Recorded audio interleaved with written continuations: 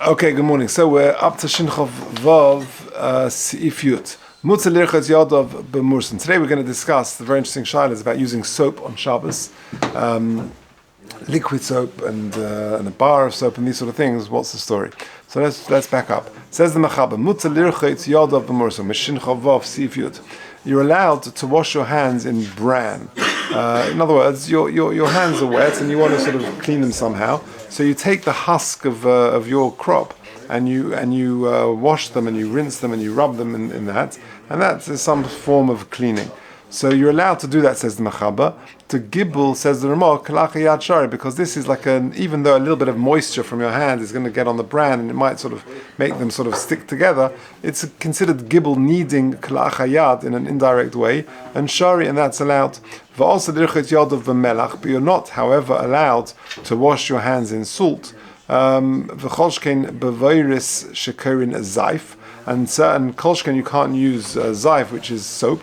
He says at the bottom sabon. Shekarin zaif b'loshen Ashkenaz. Or other types of fats, shenimayach, which will dissolve al yodov v'havikanoilad. And therefore, using a bar of soap is going to be caught by this. But let's take a look at the Mishnah Berurah. Sif cotton chofches lirchos yodov b'murson. So the Mechaber starts off and says you're allowed to wash your hands b'murson in the bran. V'uad in ponov afsheyesh lezakon, and you can even sort of put it onto your face, even if you've got a beard. The murson who dover she'enim mashir seyar or mutar l'shafshef bohen, because it's not going to have the effect of removing hair, and therefore you have to be worried about that. The only thing you've got to be careful of if you want to wash your hands in bran is you shouldn't soak the bran first in water, but because then you've got a real problem of kneading it. But just you wash your hands, and your hands are a bit moist now, a bit wet, and then you want to sort of rub them in the murs, and that's allowed. Even though it will sort of congeal together a little bit, through the water that's the moisture of your hands, we don't have to worry about that. The gibel kilachayad, it's an indirect form of kneading, and that's really what the Ramah concludes with. Even though you can't knead, unless you put the water there before Shabbos. Here, you're not pouring any water properly on the murson. You're just taking it with wet hands. And therefore that's not proper kneading, and therefore it's allowed. So the Mechaber started off and said you're allowed to wash your hands in bran. That's okay, but not with melach. Also, what's the lashon? Also, lirchos yadav b'melach. Says the Mishnah Berurah Chavtes. Hatam kadelakame. The reason is as the Ramah says, because through your washing the salt will dissolve. And it's creating a new entity, this sort of liquid salt, and that's considered like a malacha. It's forming a new entity. But to wash your hands in salt water, then everyone agrees that's okay. And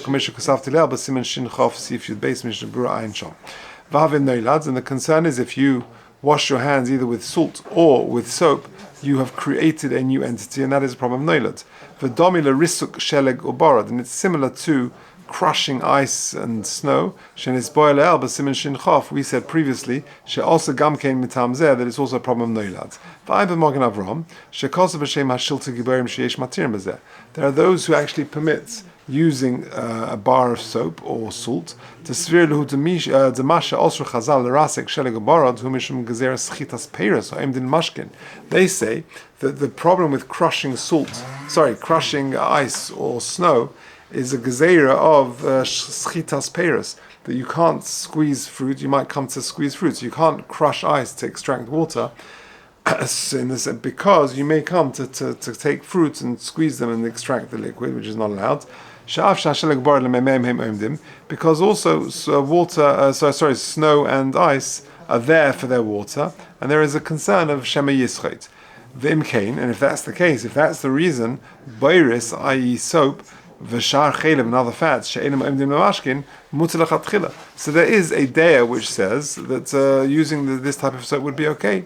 V'ayim b'sefer Tiferes Yisrael, turning with the page. Shekosav to b'berish shalonu hiraka. Our soap is softer. L'kula alma also mishum mamachik.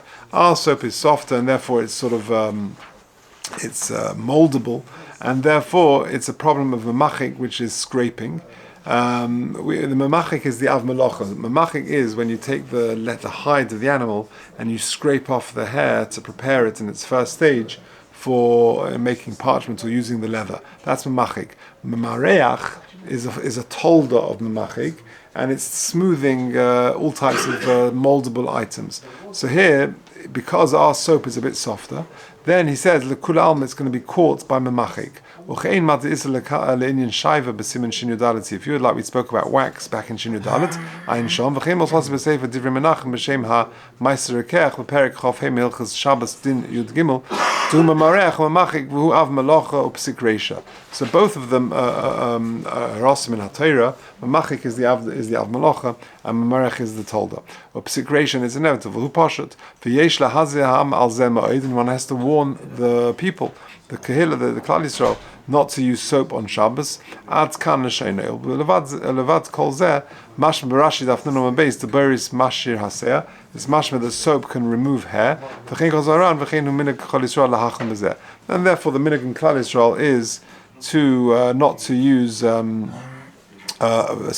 bar of soap at all on Shabbos or similar things. Now, if you look at 32, the big question is, what about using liquid soap on Shabbos? That's the big question. So take a look at 32. Well, the Inu Shimash b'Sabon Nozli, liquid soap, Kosva K'tes HaShulchan, she'af al pi she'toich k'dei hashimash b'nase ha'sabon lekatzef, the soap will begin to foam and it will create bubbles. Ein bekach mishum isam moilid. This is oinolad. We're not worried about noilad, of the bubbles of the foam that has been created. Mishum shaketzef eina nidden kedov sheyesh b'mamish. It's an intangible almost. It hasn't really got any substance.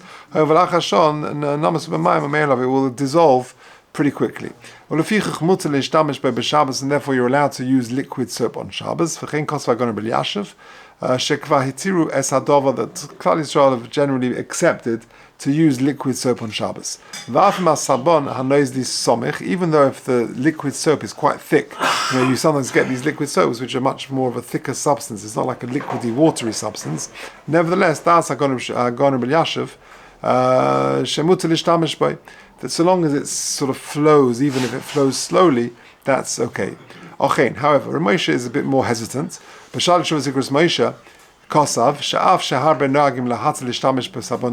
though many people use liquid soap and permit it, it's better to avoid it. You are, after all, creating some sort of foam.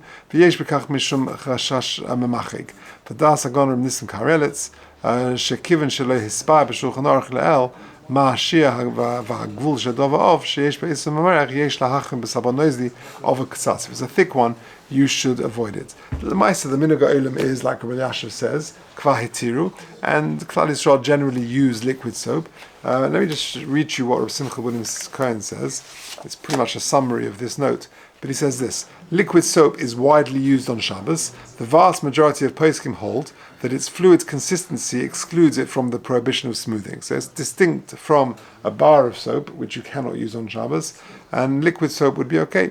However, some poskim maintain that because liquid soap does have some thickness, its use on Shabbos is forbidden. It is recommended that one mix water into the soap, preferably before Shabbos, until it is watery. The soap is then permitted according to all poskim. Okay, so if you want to be machmir and add a bit of water to the solution and make a bit liquid, then but Lemaisa, Rabbi Yashav and the majority of poskim allow liquid soap on Shabbos, even if it has a thicker consistency. Okay. The same as Mei Melach. What's the difference in Mei Melach is very watery, so everyone would agree that's okay. That's very watery. So it comes out, according to the Machaba, Morrison, which I don't think anyone uses nowadays, but that would be okay. But Beiris, which is soap, and Melach is allowed, and Mei Melach is certainly allowed. Yeah. do you judge what's more watery, less watery? So Rabbi Yashav says that so long as it's noisy, so long as it's flowing, then it's okay. So according to Rabbi Yashav, any form, even if it's a thicker type of liquid soap, would be okay.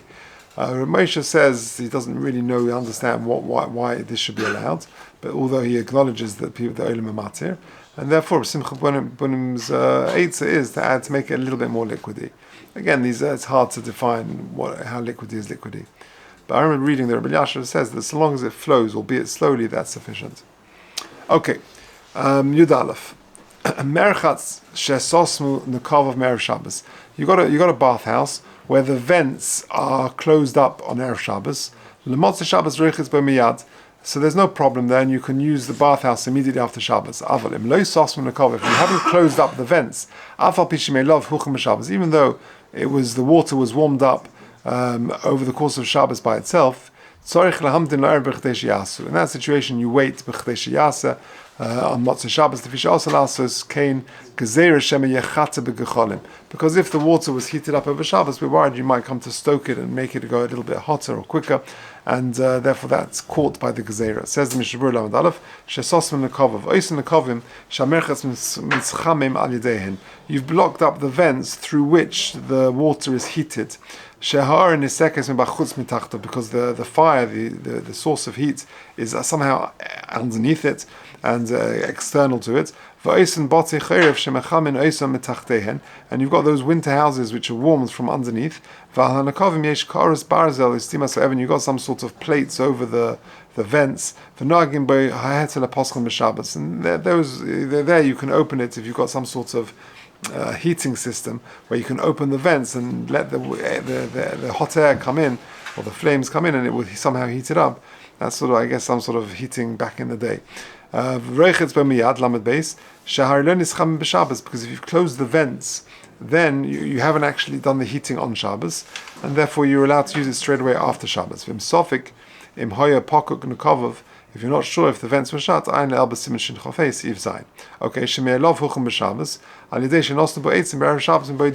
because you put his source of heat, the wood or whatever, there before Shabbos, and the vents were shut, and then it was heated by itself over Shabbos. But if the vents were open, we worried since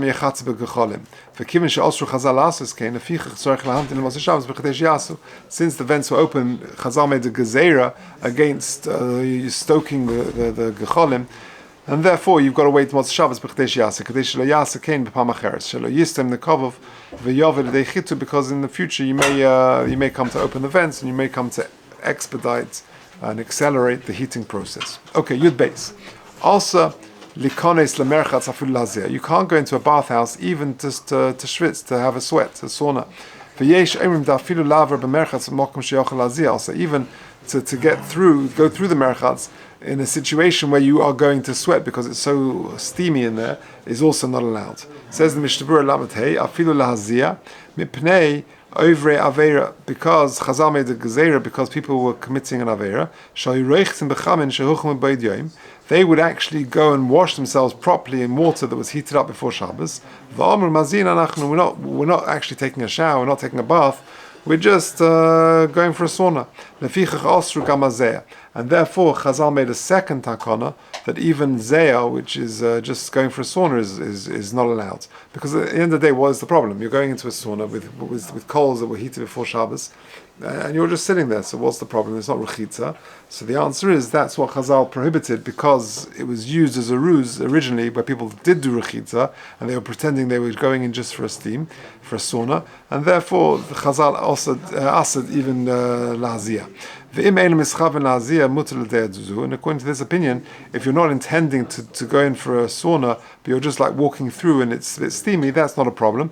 It's cotton, even if it's a small bathhouse, the nofish hevle, where the heat is very high, you'll certainly sweat. Still, that would be okay if it's not your kavana, you're just passing through.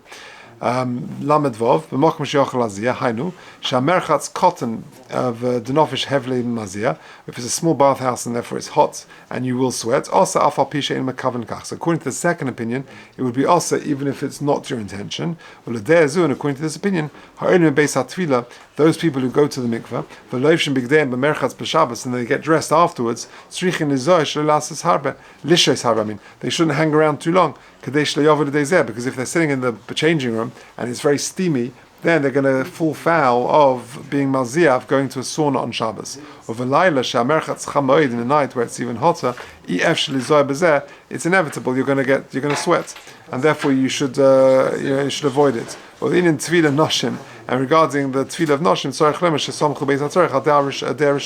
because the day rishena was that if so long as you're not, it's not your intention to go for a schwitz, then it would be okay.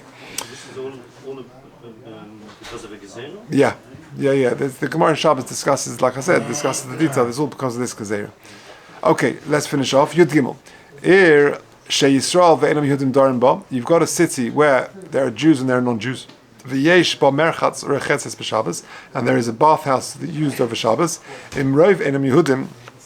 If the majority of not people in town but people who use the bathhouse are not Jewish, then then a Yisrael can go and use it straight away after Shabbos because the water was heated up for the majority, which is not Jewish people, over Shabbos. Yisrael, but if it was the majority users are Jewish, or even 50-50, then you've got to wait till Motzei Shabbos for the time it takes to heat up the bathhouse or the swim, whatever it is. I guess by the time you meet Havdalah and Melav Malka, then you'll be good to go. Yud Gimel, Lamed Zayin, Mishnah Berurah, near the Lervusa Nokat. The Af Shabbos Gufa Mistama Reichtzen Bain Muzi. Even if it was used by non-Jewish people on Shabbos itself, Kivin Shemotza Shabbos Reichtzen Bain Rav Yisrael, even though it was used by the majority of non-Jewish people on Shabbos, but come Motzei Shabbos, Rav Yisrael use it. It's still going to be a problem because at the end of the day, on Shabbos afternoon, when they're heating it up again, they're doing it for the Motzei Shabbos users, which are Jewish, and therefore you got a problem. Im Rav Enem Yehudim. Ein Tolabu Roiv Diur here. It's not referring to the residents of the city, and about Noshim Hargilin Lirchitz V'Merchatz. We talk about the people who use the bathhouse. Zeh Be'ez Hazu Shemotzi Shabbos. So it all depends on the number of people who use it on Motzei Shabbos. If it's majority Yisrael, problem. If it's majority Ein Yehudi, it's okay. The Misama Daitz and the Mecham Mesamechas, because if it's for those people, they're heating up the bathhouse. Or even if it's 50-50.